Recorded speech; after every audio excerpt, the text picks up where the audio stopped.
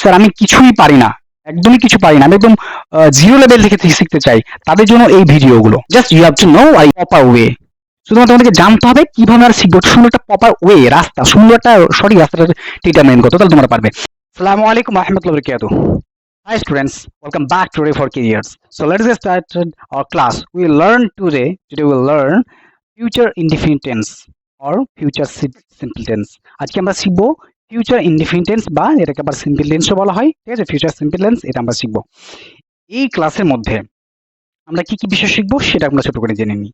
প্রথমত শিখবো আমরা কি অ্যাফার্মেটিভ সেন্টেন্স, মানে যেটা আমরা হ্যাঁ বোধক বলি, নেগেটিভ সেন্টেন্স যেগুলো আমরা না বোধক বলি, আবার হচ্ছে কি ইন্টারোগেটিভ কোশ্চেন, যেটা হচ্ছে আমরা প্রশ্নবোধক করি, এবং কি নেগেটিভ ইন্টারোগেটিভ মানে কি না প্রশ্নবোধক করি। আমরা চার রকম ভাবে শিখবো এবং কিছু আমরা কি করবো, প্র্যাকটিস করবো।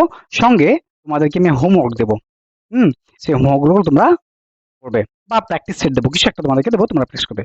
চলো আমরা শুরু করি। তাহলে আজকে হচ্ছে স্পোকেন ইংলিশের যে ক্লাস, আজকে শিখবো কি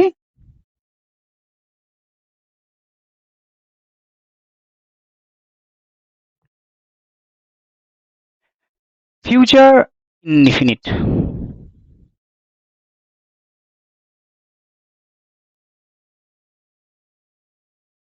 ফিউচার ইনডিফিনিট, ওকে। সো এই যে আমরা যেটা দেখছি, এটার কি স্ট্রাকচার কি আছে, এটা এটা কিভাবে আমরা গঠনটা থাকে সেটা আমরা দেখব, ঠিক আছে? স্ট্রাকচার আমরা আগে যেটা পড়েছিলাম, কেমন কি শিখতাম, সাবজেক্ট প্লাস শ্যাল বা উইল হতো, এরপর কি হতো, ভার্বের প্রথম ফর্ম প্লাস হতো object। তো আমাদের এটাকে শর্ট করে বোঝার জন্য, খুবই শর্টে বোঝার জন্য আমরা কি করতে পারি বলতো, এই সাবজেক্ট তো সবারই থাকছে, আর পিছনে সবার কি থাকছে, অবজেক্ট থাকছে। জাস্ট আমাদের এইটুকু মুখস্থ করলেই হবে, শ্যাল কিংবা উইল হবে আর ভার্বের প্রথম ফর্ম হবে। বুঝতে পেরেছি? খুবই সিম্পল ওয়েতে, খুবই সহজভাবে কিন্তু আমরা শেখার চেষ্টা করবো। অতএব তোমরা মন দিয়ে শুনবে, তাহলে তোমার জন্য ইজিলি হয়ে যাবে, ঠিক আছে? বিশেষ করে যারা বলে যে স্যার আমি কিছুই পারি না, একদমই কিছু পারি না, আমি একদম জিরো লেভেল থেকে শিখতে চাই, তাদের জন্য এই ভিডিওগুলো, ঠিক আছে? এর পিছনে আরো বেশ কিছু ভিডিও আছে, সেগুলো তোমরা দেখবে। আজকে যেটা ফিউচার ইনডিফিনিট নিয়েছি, এর পিছনে আমরা কিছু লিঙ্ক দিয়ে দেবো, তোমরা ডিসক্রিপশন থেকে দেখবে, ঠিক আছে? তাহলে এইটার কাজ কি হচ্ছে, তাহলে আমরা এই একটা কাজ পেয়ে গেলাম কি, যেটা আমাদের ভবিষ্যৎকে বোঝাবে। আমরা মনে আছে প্রেজেন্ট ইনডিফিনিট কি পড়েছিলাম বলতো? পড়েছিলাম কি সাবজেক্ট ছিল প্লাস ভার্ব প্রথম ফর্ম প্লাস অবজেক্ট ছিল, তাই না? তাই তো, যেমন কি ছিল, আই ইট অ্যাপল, এটা এটা ছিল কি সাবজেক্ট, এটা ছিল ভার্ব প্রথম ফর্ম, এটা ছিল কি অবজেক্ট, তাই না? তো আমরা এখানে মেন হিডেন কি, আমাদের যে বিষয়টা সেটা হচ্ছে, এখানে কিন্তু আমার সাবজেক্ট, এখানে সাবজেক্ট থাকছে, অবজেক্টও থাকছে। তাহলে আমাদের মেন বিষয়টা কি, এই ভার্বের প্রথম ফর্ম। ভার্বের প্রথম ফর্ম মানে আমরা কি পেয়েছিলাম, প্রেজেন্ট ইনডিফিনিট। আর এটা যখন হয়েছিল কি হয়েছিল, জাস্ট ভি2, জাস্ট এখানে একই রকম স্ট্রাকচার, জাস্ট ভি2 হয়েছিল, কি তখন কি হয়েছিল, পাস্ট ইনডিফিনিট। ওকে, তাহলে এই যে পাস্ট ইনডিফিনিট হয়েছিল, তখন কি উদাহরণ কি ছিল আমাদের, ধরে নিলাম I ate rice, ate rice, আমরা অ্যাপেল চাই অ্যাপেল করতে পারতাম। তাহলে এখানে কি হয়েছিল, এটা কিন্তু কি, এটা কিন্তু ভার্বের দ্বিতীয় ফর্ম, তাই না? আমরা আগে দেখেছি দ্বিতীয় ফর্ম। তো কি কি ছিল এর আগে ফর্মে, যেমন একটা ছিল কি ইট, এট, ইটেন, এই তিন ভাবে, তাই না? তো এটার মধ্যে কি ছিল, এটা আমাদের ভি1, এটা কি ভি2, এটা ভি3, আমরা এইভাবে পেয়েছিলাম। তো এই জন্য কি করেছিলাম আমরা, যে এখানে এক নম্বর ফর্ম বসিলাম, তাহলে কি ছিল, প্রেজেন্ট ইনডিফিনিট, তাই না?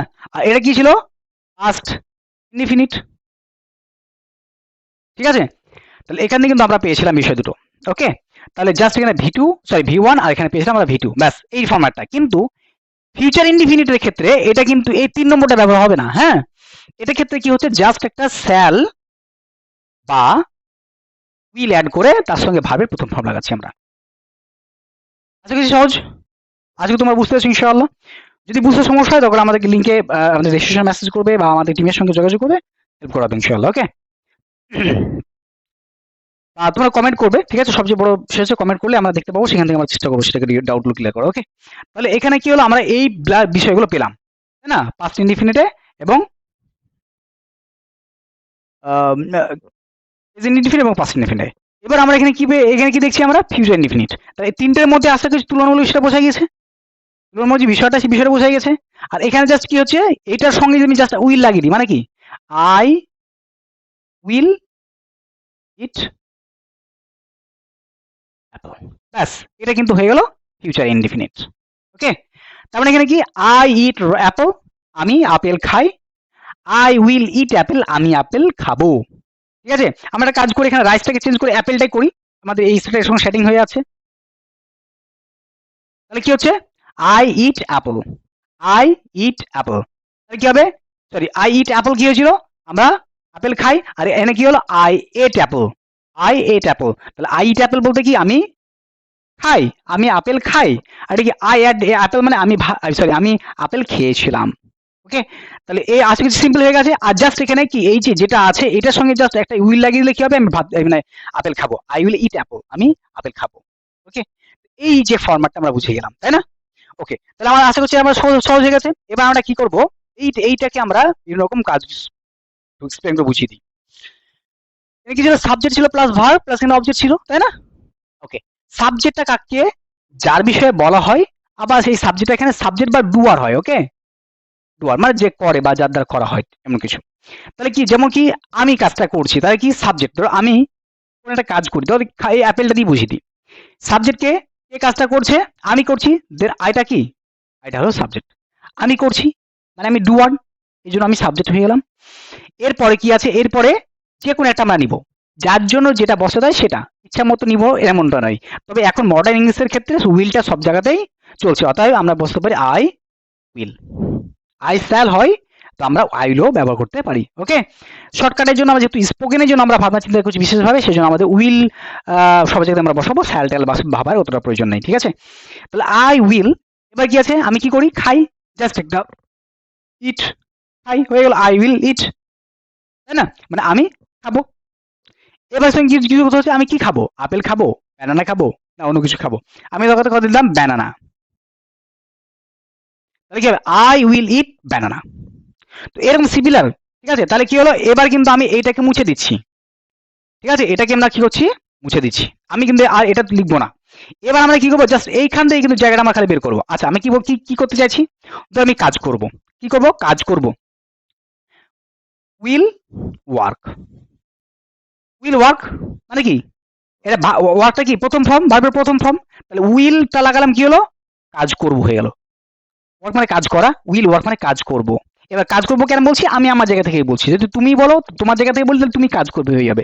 যেমন কি এখানে যদি আই লাগাই কি হবে, আই উইল ওয়ার্ক, তাহলে আমি কাজ করব। আর যদি বলি আইটা না দিয়ে যদি বলি ইউ বলি, তাহলে কি হবে, তুমি কাজ করবে। যদি হি বলি তাহলে সে কাজ করবে, যদি উই বলি তাহলে আমরা কাজ করব, যদি দে বলি তোমরা, সরি তারা কাজ করবে, আর যদি ইউ বলি, হ্যাঁ ইউ শব্দের অর্থ দিয়ে দুটো হয়, হ্যাঁ ইউ মানে তুমি কাজ করবে, তোমরা কাজ করবে, দুটোই হয়। ওকে, তাহলে এই যে ফরম্যাটটা আমরা একটা স্ট্রাকচার পেয়ে যাচ্ছি, তাই না, সুন্দরভাবে। তাহলে এই ইউটার জায়গা আমি যেটা ইচ্ছা সেটা আমরা বসিয়ে নতুন নতুন শব্দ তৈরি করতে পারছি, সেন্টেন্স তৈরি করতে পারছি। আশা করি ক্লিয়ার এটা। তাহলে আমরা কি করবো, জাস্ট এতটুকু ফলো রাখবো, ভার্বের প্রথম ফর্মটা নিব, এটা দ্বিতীয় ফর্ম, এটা প্রথম ফর্মটা নিব, জাস্ট তার আগে একটা কি লাগাবো, উইল কিংবা শ্যাল, মানে যেটা প্রয়োজন, আমরা সব জায়গাতে উইলটা ব্যবহার করবো, কোনো রকম করে ভাবার কিছু নেই। ওকে, মডার্ন ইংলিশে সকলকে কিন্তু উইল ব্যবহার করা যাবে সকল ক্ষেত্রেই। সো এখানে আমি যদি বলতে চাই যে আমি কলা খাবো না বলে যদি বলি আমরা কলা খাবো, কি করবো, জাস্ট এখানে একটা উই বসিয়ে দিলাম, আমরা কলা খাবো। তুমি কলা খাবে বলে কি হবে, ইউ উইল ইট ব্যানানা, তুমি কলা খাবে, তারা কলা খাবে, দে উইল ইট ব্যানানা, তারা কলা খাবে। ওকে, সো আমরা কিন্তু এইভাবে কিন্তু এগুলোকে বলতে পারি। ওকে, তো এটা আমাদের কমপ্লিট। এবার যদি এটাকে আমরা কি করতে চাই, নেগেটিভ করতে চাই, কি করতে চাই, জাস্ট একটা নেগেটিভ, নেগেটিভ করার জন্য কি করবো, জাস্ট একটা ওয়ার্ড যুক্ত করবো, সেটা হচ্ছে নট, ইউজ করবো নট। তো এরকম এই যে যেটা আমরা বললাম, ঠিক আছে, এইরকম করে তোমরা অনেক ট্রাই করবে, অন্য অনেক ভার্ব দিয়ে, ঠিক আছে, সেটা হতে পারে প্লে দিয়ে হতে পারে, ঠিক আছে, রান দিয়ে হতে পারে, হ্যাঁ V1 V2 V3 তোমার করবে, যেহেতু আমাদের V1টা লাগছে তো আমরা এই সেক্টরটা, এই দুটো সেক্টর থাক, শুধু এই সেক্টর দিয়ে তোমার কি করবে এই সেন্টেন্সগুলো তৈরি করতে লাগবে, তাহলে অনেক টেনশনের উপকার হবে। হ্যাঁ, রান, গো হতে পারে, হ্যাঁ গো এর পরে একটা অ্যাড করে দেবে, ঠিক আছে, এর সঙ্গে কিন্তু একটা অ্যাড করবে, টুটা কিন্তু অ্যাড করবে, ঠিক আছে, কারণ কারণ কোথাও যদি আমরা যাই তে প্রতি বসালে কিন্তু ওটা টুটা চলে আসে, তাই না, কিন্তু বাড়ির ক্ষেত্রে হয় না, বাড়িতে আমরা ব্যাক করেই চলে আসি, তো ওই জন্য হোমের আগে টু হবে না, হ্যাঁ, অন্যান্য ক্ষেত্রে যেগুলো আমরা যাই, স্কুল হোক কলেজ হোক, সেক্ষেত্রে আমরা টু ব্যবহার করবো। ওকে, সো এখানে আমরা এবার ফিরে আসি আবার এদিকে, তাহলে এই স্ট্রাকচারটা আমরা মেনটেন করবো। ওকে, তো এখানে আমরা কি করতে পারি, ধরুন কি প্লে উই উইল প্লে, আমরা খেলবো। আচ্ছা, এখানে কিন্তু আমরা কি করবো, তাহলে ফুটবল, যেমন কি আছে উই উইল প্লে ফুটবল, আমরা ফুটবল খেলবো। Will run we run in the field, right, আমরা কিন্তু এভাবে ই করতে পারি। একটু ওটা চেঞ্জ করি, মনে হচ্ছে কালি শেষ হয়ে গেছে এটা।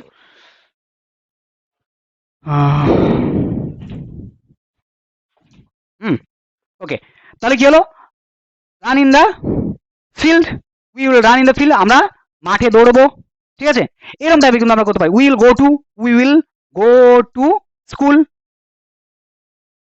আমরা স্কুল যাবো। এখানে উই না বলে আই যদি বলি, তাহলে আমি স্কুল যাব। তারা বললে দে, যদি হ্যাঁ আমরা তো নাম দিয়ে বলিনি, তাই না, আমরা কারোর নাম যদি ব্যবহার করি কি করবো, আব্দুল্লাহ গো টু স্কুল, সহজ না, জাস্ট আমাদের মনে রাখতে শুধুমাত্র এই পোর্শনটা, বাস জাস্ট আমরা এই যে ভার্বটা আছে, এই ভার্বটা সেম টু সেম আমরা এখানে ব্যবহার করবো, কিচ্ছু নাই, জাস্ট আমরা কি করবো, এই ভার্ব যেটা আছে আমরা এটাকে ব্যবহার করবো, জাস্ট এটা ব্যবহার করবো। তার আগে জাস্ট একটা কাজ করতে হবে, সেটা কাজটা কি, প্রতিটা আগে জাস্ট উইল লাগিয়ে দাও, বাস হয়ে গেল, শেষ, সহজ না, will play, I will play, you will play, they will play, okay, no problem.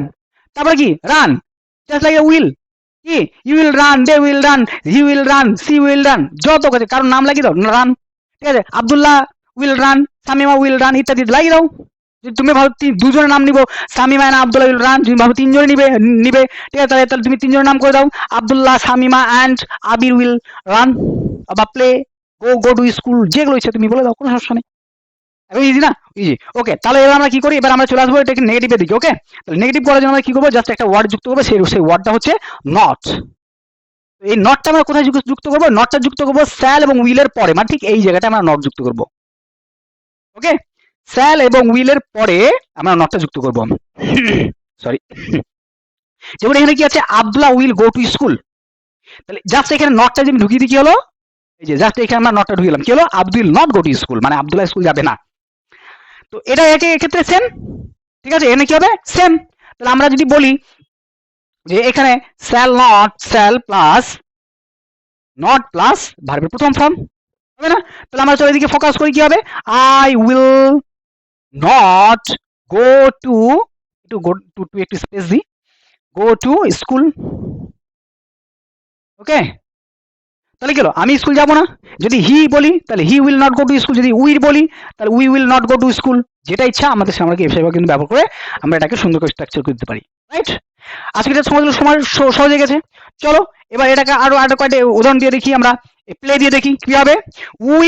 উইটা এখানে হিটা কেটে দিলাম, উই নিয়েছি, we will not go to school, এটা হলো। এবার জাস্ট এখানে প্লে করবো, we will not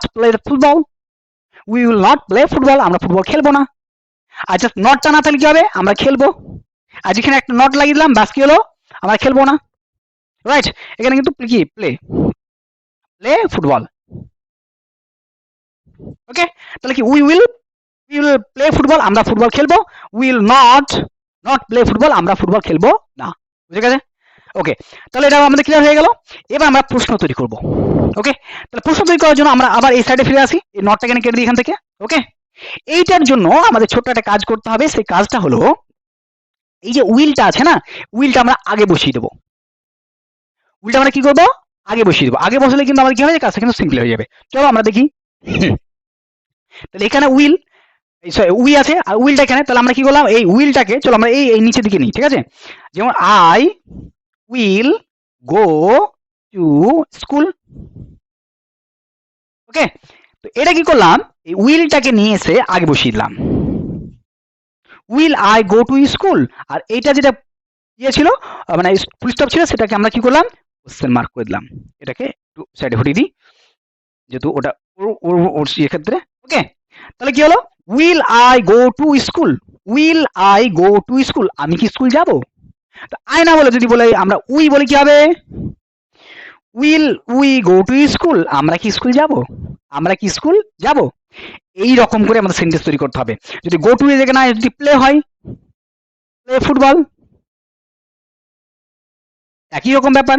will we play football, আমরা কি ফুটবল খেলবো। ওকে, এখানে যদি উই না হয়ে যদি অন্য কোনো সেন্টেন্স হয়, যদি হি হয়, তাহলে উইল হি প্লে ফুটবল, সে কি ফুটবল খেলবে। যদি হি না হয় যদি দে হয়, তাহলে কি হবে, তাহলে তারা কি ফুটবল খেলবে।